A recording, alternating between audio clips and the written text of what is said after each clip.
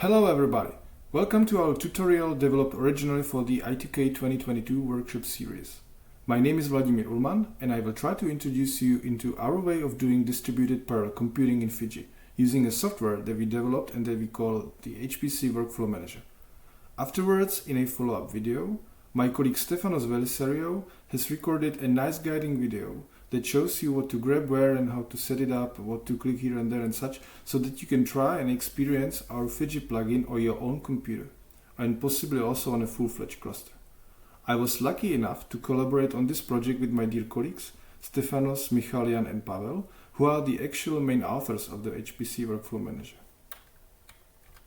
We are coming from this cool place, the IT for Innovation's National Supercomputing Center in Ostrava, in Czech Republic, the home of a rather greenish supercomputer, as you can see in the bottom left corner, and also a home of two more other strong installations. We work on one leg of the EU-founded project called the Path to Exascale, which was originally set up by Pavel Tomančák. Pavel has then left the group some time ago to pursue even larger challenges, and I happen to be taking care of the group as well as of the project since then. My team is shown here. Here is Jan, Pavel, our former colleagues Jana and Petr, Michal, Stefanos, who has joined the band recently, and this one left must be myself. Alright, so let me picture here the situation for which we have designed our solution.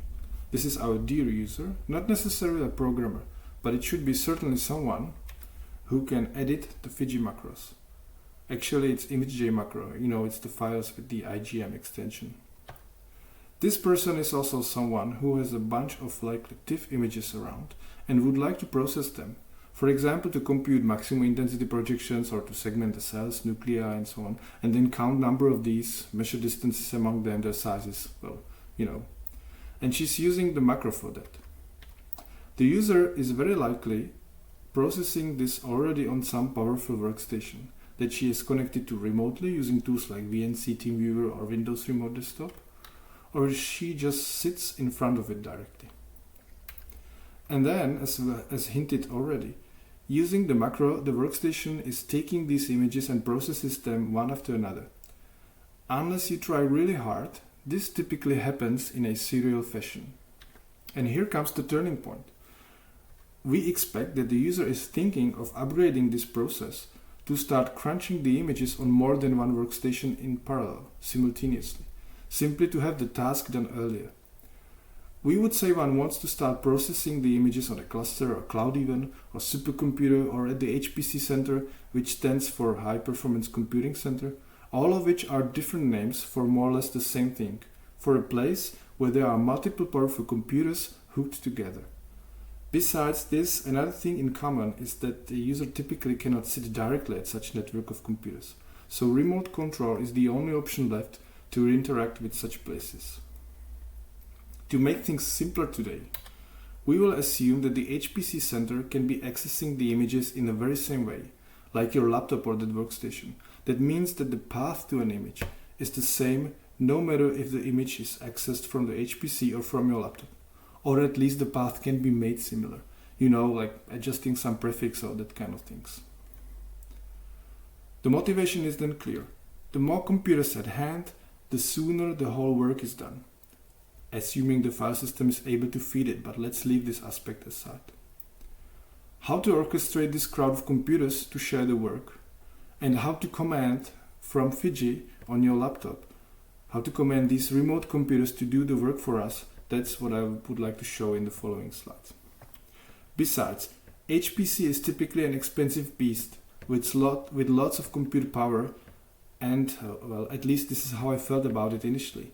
It exhibits a different mode of operation than what one is used to at the personal computer. It is also a shared resource that comes with things like fair usage policy and other rules, and terms like jobs, scheduling, and compute nodes and such. One certainly cannot execute just by double-clicking your application like we used to. It also comes with no monitor, no keyboard, no mouse. We are basically left with SSH connection and then this old school terminal. Well, if you're a geek, you're probably very okay like that. But for us, the normal users, we probably want something more comfortable. a graphical user interface application that would, so to speak, do the typing in the terminal for us. So coming back to the overview picture slide, what we offer here is that one stays at home with the laptop, with Fiji installed on it. This one Fiji has, with one more Fiji update site enabled in it. And this update site would fetch our graphical user interface application, the HPC Workflow Manager. It is technically a Fiji plugin, and I will refer to it as a plugin from now on. Here's an example window from our plugin for illustration, and you will see more of it in the follow-up video. This plugin collects all the necessary information for the HPC. It also asks for a Fiji macro that defines the tasks that one would like to have computed remotely. Then it uploads the macro and possibly also other files, creates the job at the HPC, monitors the progress, and possibly download the results back to your laptop. The plugin is also adding a couple of commands, an extension to the macro language, and these commands allow us to adapt the macro for a parallel processing. For example, they enable to change the macro so that when the macro is executed at the HPC center, every node will take care of different images, and we will show you in a bit how to do that. But let me quickly explain first how things are executed at the HPC and a bit of a terminology, so that you will later understand better why is the plugin asking you this or that, and also understand better how and why the macro must be changed. So we already know the HPC center is a lot of computers that we don't control directly. Instead, in order to execute our own program in there, we have to actually define a job. Job defines what program is to be executed, on how many nodes it shall be executed, and for how long it will run at longest. But the job can of course finish sooner. When the job is fully specified, it is submitted to a scheduling system at the center. In fact, it is submitted to a particle queue, and the system is taking jobs from this queue when resources become available. Consequently, the system may or may not start executing the job immediately. This queue is here not only for the system to remember how many jobs are there prepared. The queue additionally defines, for example, what hardware parameters can use the program in the job. For example, there can be a dedicated queue for nodes that are equipped with GPU cards, or there can be a queue for nodes that have a lot of memory, or a high priority queue for only some users, and things like that. So for executing a job in an HPC center, we need to learn from the center's administrators or documentation what queues are available for us, what are their limits, and based on that, one has to decide how many nodes could be used, and in turn, for how long the nodes will need to work to complete the full original task. When the job is starting, the one single program specified in the job is executed more or less at the same time at all these nodes. Here the 11 shown with the Fiji logo. It is indeed important to realize that it is this one single intact program, the macro in our case, that is running now everywhere on the allocated nodes. And we want this one macro to behave differently among the nodes. We want it, for example, to process different subset of images on each node, so that they all together process the whole image set, yet no image is processed twice. For this to achieve, we have added two functions into the macro and into the Jython languages in Fiji. The first command, the target size, informs the macro how many nodes are currently used in the job. It can be used to figure out into how many chunks the whole original task can be split. For example, to determine how many images one node shall process. The second command, the target rank, informs the macro on which node it is being executed. This value is different at every node, and, following the example, it can be used to figure out which images the particular node shall take care of. As we shall see later, using the two commands, one can easily split the original large task into multiple non-overlapping subtasks. Let's have a look now at how to make use of it. In the context of Fiji, in the context of images processing, and eventually I will show how the original standard serially processing macro could be converted into a macro designed for the distributed parallel processing. I will also now propose how one needs to be organized to conveniently achieve the conversion. Well, Visually on the right hand side is displayed a hypothetical large task, a volume of work, that is actually comprised of many simpler tasks, the individual magenta squares. This is motivated by the fact that large image datasets are built up from smaller images. Note here that our cameras and microscopes are producing rather small two-dimensional images only. We then usually manipulate these images to end up with something like, for example, a folder with a time-lapse sequence of TIFF images. Or we combine them into a few extensive images, like histological sections, which are, by the way, anyway often stored in image formats that permit reading, showing, and thus also processing of only given portions, so-called regions of interest, from the large image. We therefore believe that assuming such setup is reasonable. To return back to a less abstract intuition, we will understand that a work materializes into a sequence of ImageJ commands, conveniently recorded into an ImageJ macro. And this work is to be done always on one task, typically on one certain piece of data. Here's even more practical example, a folder full of images and a macro that shall be applied on every image in this folder. This mimics, for instance, a time-lapse image processing. To explain this scheme to a computer, yet stay reasonably generic in our explanation here, we assume that the images can be numbered, and a macro function can be defined that would take care of exactly one image. Most likely this function will include loading the input image and storing the result.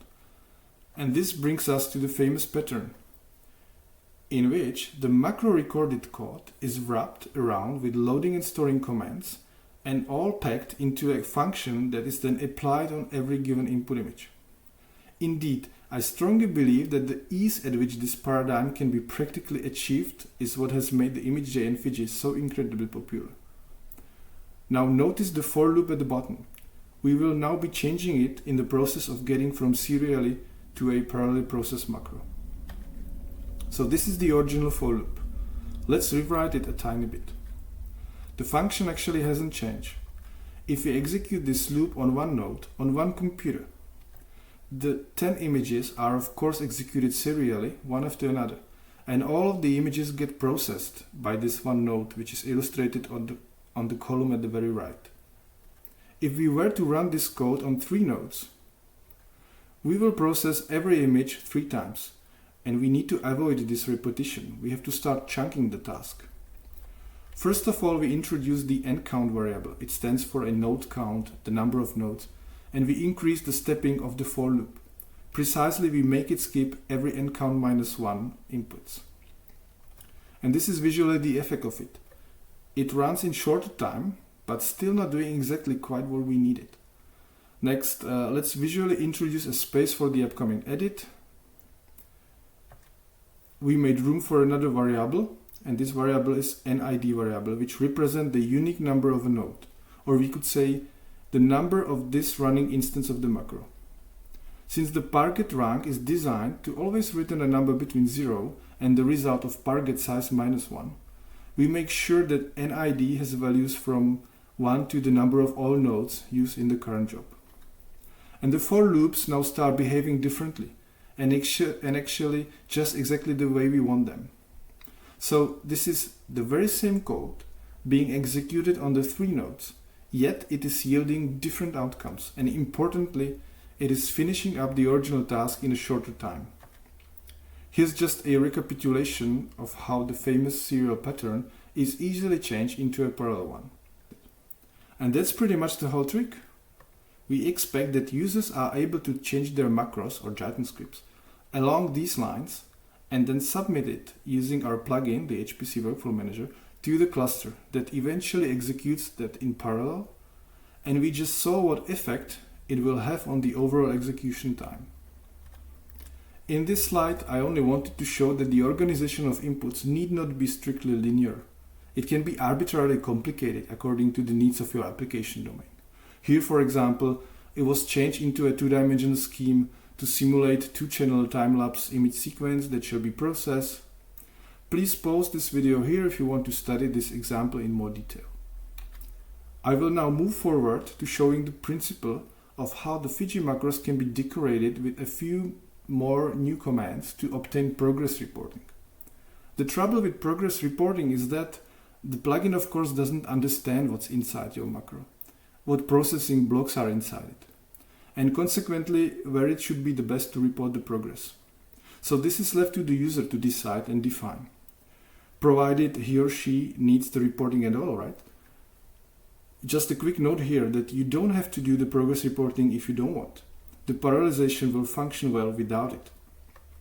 In fact, the reporting is in my opinion only advisable only for rather long-running tasks.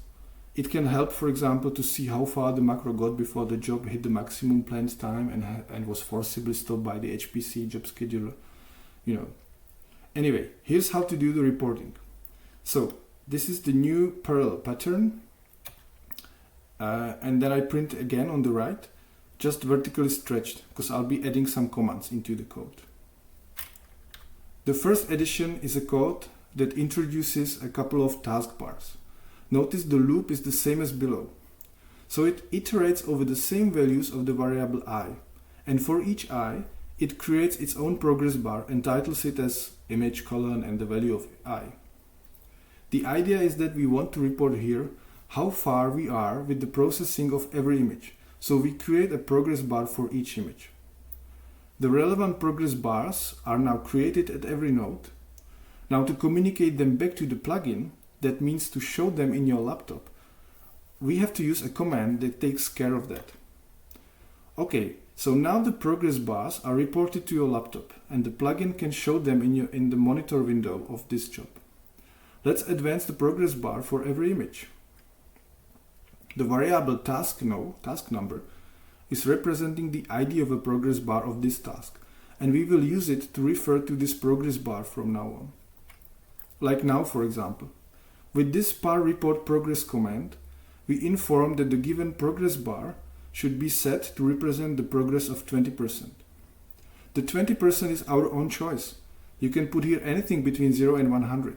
It was truly only our decision here that loading of an image was worth the progress of 20%. Now repeating the command, we essentially update the progress bar after every good occasion in the macro, until the reporting flags with the last command of par report progress that the task is complete. The effect of these commands is immediate. We don't have to call any other notification command after every update of any progress bar. The plugin has already been alerted about our new progress bars, and the plugin is regularly monitoring them now on its own. And this is what it can look like in the plugin on the screen of your laptop. Here 4 nodes were used in total. Some nodes were processing 2 and some 3 images. Alright, that's all to it. It takes some effort initially, probably a bit more effort initially, but we believe that one gets more fluent, so to speak, with every next macro that one got accelerated in this way. If you want to try this yourself, even without any HPC at hand, just directly on your computer or laptop even, we are providing a completely virtualized HPC environment for testing. You can install it, well, provided you find some 50 gigs on your hard drive and have a computer not older than, let's say, 5-7 years or so. And also having 16 gigs of the main memory would be worthwhile. You are then invited for the follow-up video by my colleague Stefanos, who will walk you through everything necessary, from downloading, installing, to using it. The virtualized HPC environment includes a node that already contains a client Fiji that is already configured and should just work right away. We have designed this virtualized environment originally to have a reference one and for some more detailed testing. Also to serve for educational purposes, because it hopefully comes with no installation trouble. Nevertheless, you can also clone the virtual machines from this environment onto workstations in your lab to turn them into a small professional cluster with a true scheduling system and things like that. You can be connecting to and using this cluster from your laptop just like to a real one. In which case, please check out our portal webpage for the HPC Workflow Manager. There's a bonus video showing you how to access this virtual cluster of your own from the outside and a few more important details to it. Mainly, however, the portal contains a manual how to install Fiji and a few more things on a true big cluster, And don't worry, you don't need any admin rights on the cluster for that. That process eventually gets you the server-side counterpart to the plugin on your laptop and unlocks the full power of a big cluster to your ImageJ macro programming and to the Jython scripting as well. We have worked a lot recently towards easier deployment of our solution. It is a lot better, we believe, now than what it used to be some year ago.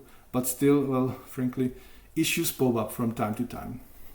Please don't hesitate to contact us and we will gladly assist you with the deployment on your cluster if trouble occurs. There are a couple of relevant topics that I have intentionally skipped in this tutorial, in favor of not distracting from the main theme, which is the introduction to the plugin for Fiji. The data marshalling is the first such topic, despite it is super relevant. Indeed, having the data arranged in the right way, so that the individual compute nodes can be picking up chunks of it and returning their processed versions back to the storage. This is absolutely crucial for effective parallelization. This is a topic on its own for another tutorial, I would say. So my advice for time being is to have your image data organized as a collection of TIFFs, one TIFF representing exactly one task for the processing. While this is suitable for parallel image processing, I know that viewing and inspecting data organized in this way is far from ideal, but it's not impossible. Hopefully all of that will change soon. There's an ongoing effort to deliver a community-agreed common format for efficient handling of multidimensional large image data, including their processing and viewing. And there are already some early implementations available. This is called the Next Generation File Format, NGFF in short. And as I said, NGFF is also an ongoing process. Accessing data stored according to NGFF from the standard ImageJ macros is still not really available at the moment, which is why I recommend TIFFs for now. But it will change soon. I happen to be involved in this and it's among my top priorities for the next future. If you're impatient, like we were, we have developed in our group in Ostrava our own solution. It's called Data Store. It does organize data to support viewing and also HPC-friendly processing using even the ImageJ macro. But it is unfortunately not NGFF compatible at the moment. So we are working towards a convergence of NGFF and Data Store. Another topic that I was intentionally avoiding was how to process, say, one very large image over multiple nodes. It is quite a different task compared to processing independently lots of smaller images, because in this case of the large image, the chunks have neighboring chunks that need to be considered, so that there are dependencies between the chunks and therefore between the tasks consequently. A particular collection of image processing operation, which is by the way normally included in every Fiji, is called the ops.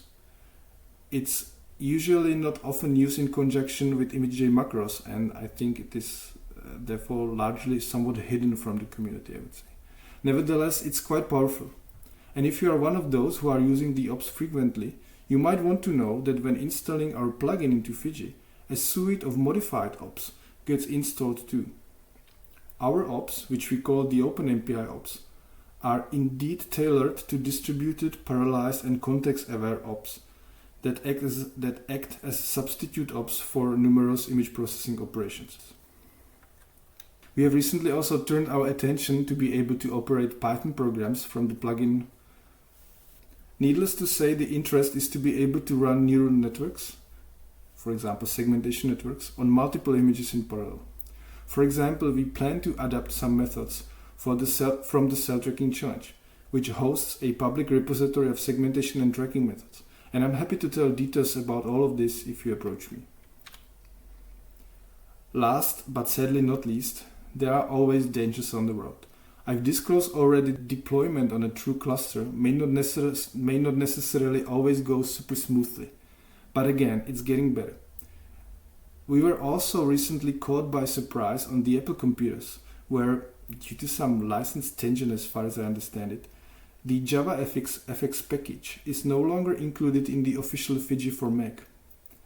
The JavaFX is a framework supporting the programming of graphical user interfaces, and our plugin is based on it. Needless to say, the plugin doesn't work when JavaFX is not around. So users of our plugin in the Apple world, they need to download the Fiji that is without the JRE, the Java subsystem. And they need to install Oracle JDK 8 from oracle.com into their computers instead. This Oracle Java comes with JavaFX, and Fiji, because of the absence of its own Java, will pick this Oracle one from your system.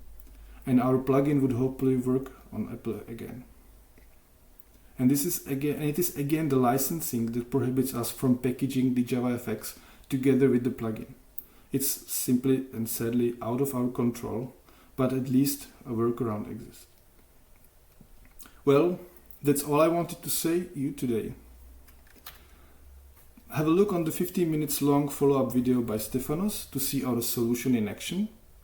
I hope you will find the video useful and informative, especially now when you were reminded of the terminology and the underlying principles. Enjoy it, and thank you very much for your attention. For questions and queries, please feel free to approach me on the email below. Cheers!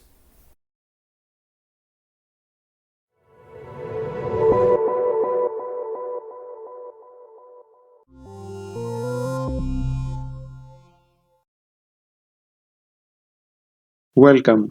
The easiest way to test HPC parallel tools is to download the VirtualBox appliance that is located in our website. Here, click on this link and save the OVA file. In order to use this file, we're going to need the VirtualBox.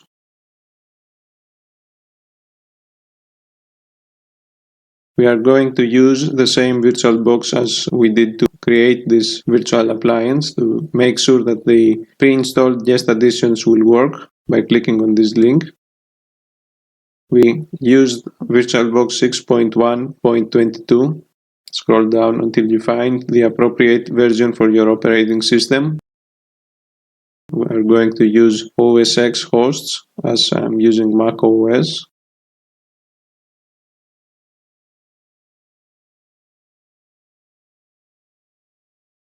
We are also going to download Fiji from its website. You need to select the appropriate version for your operating system. I'm going to select this one as we need to use Oracle Java to use JavaFX. The default macOS version includes JVM, which doesn't contain JavaFX. The default packages for the other operating systems are fine.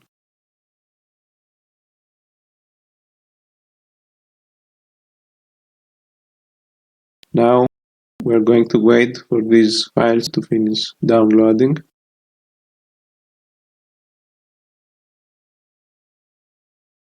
Locate the files in your disk drive.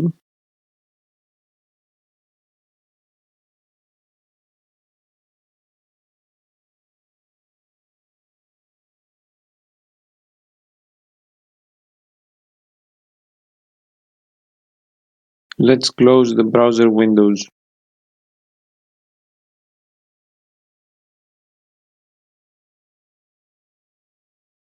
We have all the files we need.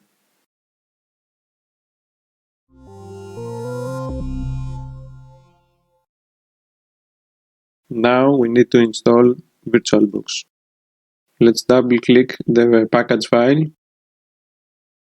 and double-click the installer.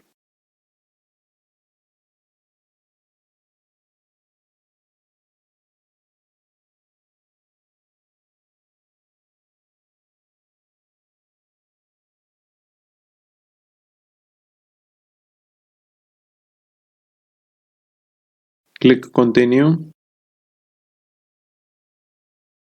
and again Continue and click Install. Enter your password and click Install software.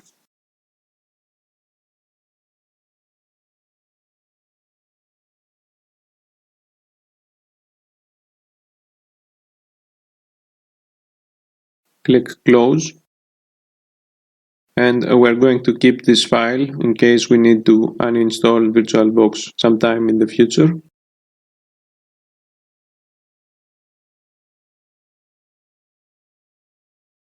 We can eject the package. Now we are going to launch VirtualBox.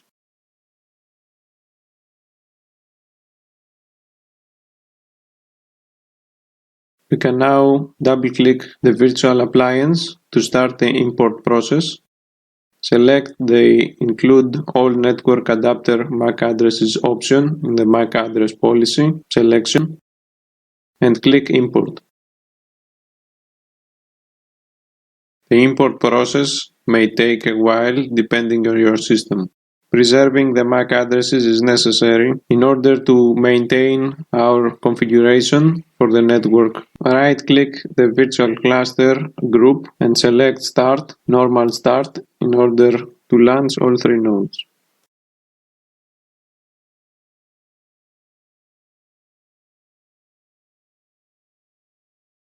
We are going to use these virtual machines in the next segments, therefore let them load fully. There are 3 nodes. One is the login node, which is the first node, and the other 2 are compute nodes. The first node also acts as a compute node.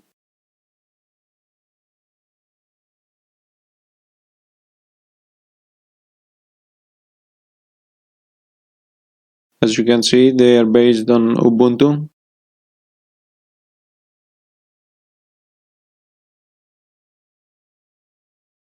From the login node, we are going to control all 3 compute nodes, which will perform the actual processing.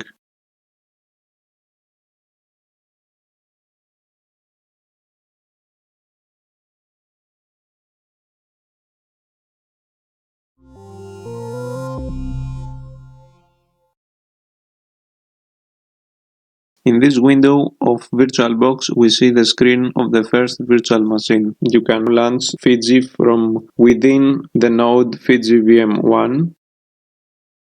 Select Plugins, select HPC Parallel Tools, and select HPC Workflow Manager.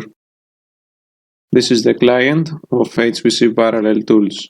For the first example, we are going to run a macro. It is already provided, but it is explained in the guide.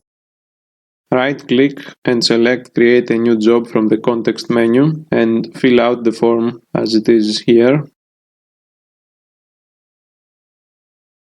This form has memory and it should already be filled out on your system as well. We need to select the Fiji macro script. You can see an already generated RAD script from a previous run. Click Create. Right-click and select Upload Data from the context menu. Right-click and select the Start Job context menu item. You can now see that the status of the job is running. You can also see the creation time, which is when the job was created, and the start time, which is when it was started. The status does not appear immediately, but it is refreshed every few seconds. It is based on the job status provided by the scheduler. By double-clicking the job, you can see the job's dashboard. There are many tabs. The first tab will display the progress of the macro script.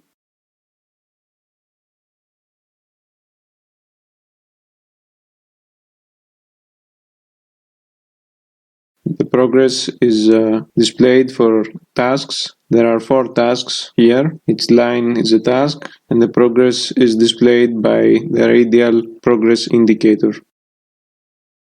Each column represents a different node of the cluster. These indicators are controlled by the commands in the macro we have provided as the demo.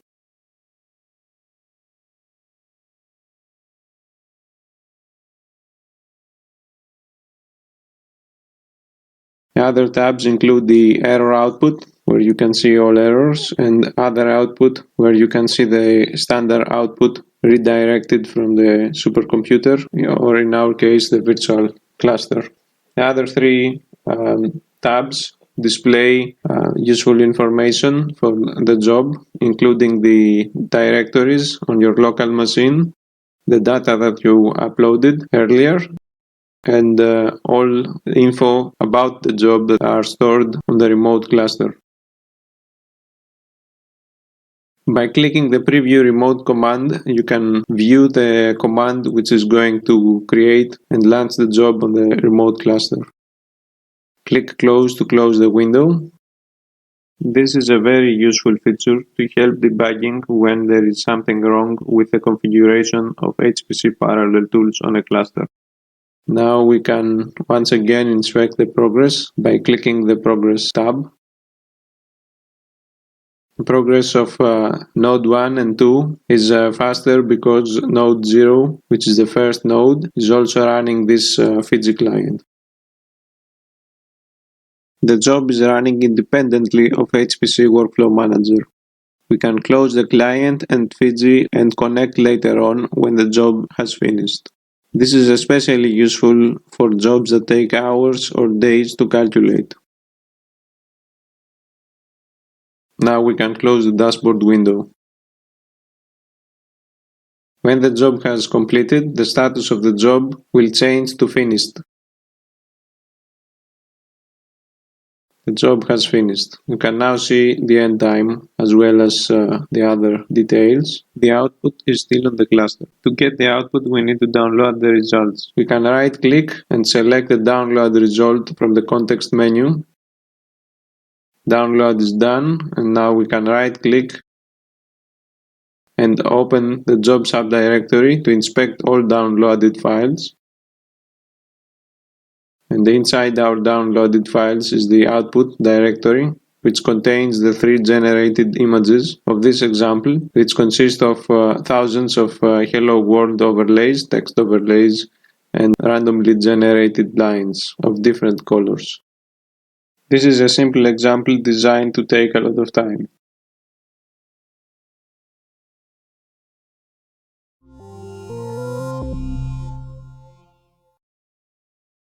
Another way to achieve parallelism is through OpenMP ops.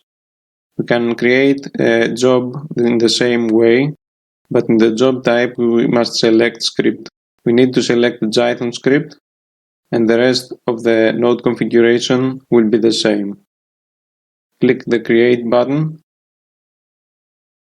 right-click, and in the context menu, click the Upload Data, and then right-click, and from the context menu, start the job.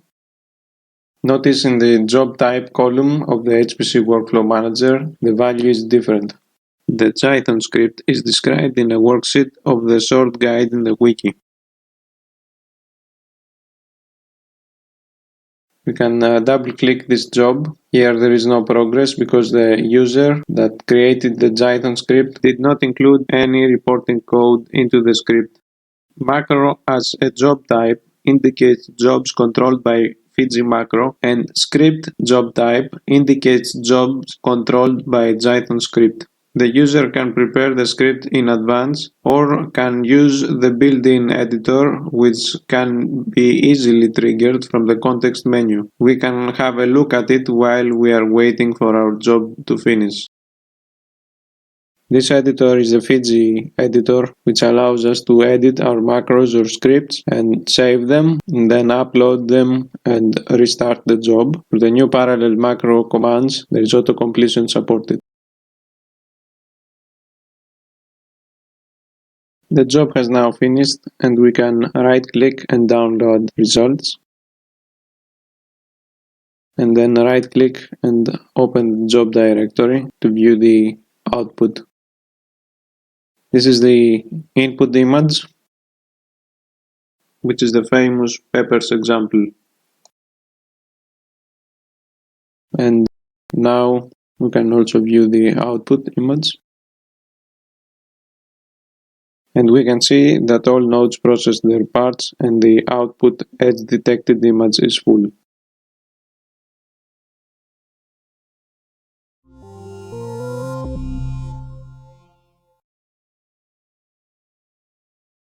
In this video, we saw the basic operations provided by HPC parallel tools, which are either to run parallel macro or a Jython script.